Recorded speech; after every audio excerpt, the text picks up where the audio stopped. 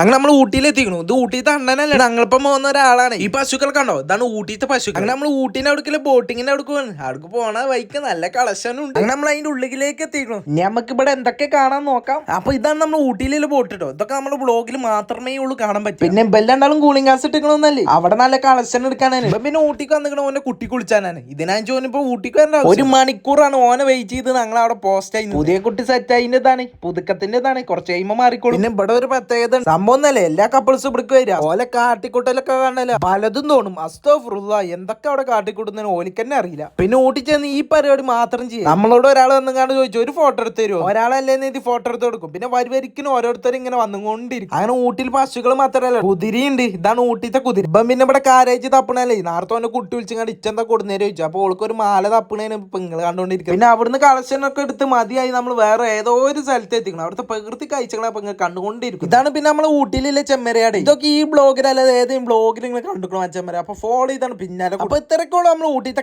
Video ഇഷ്ടപ്പെട്ട follow ചെയ്തതിന് വീഡിയോന്റെ അഭിപ്രായം താഴെ കമന്റ് ചെയ്തോളി. ബാക്കി പിന്നെ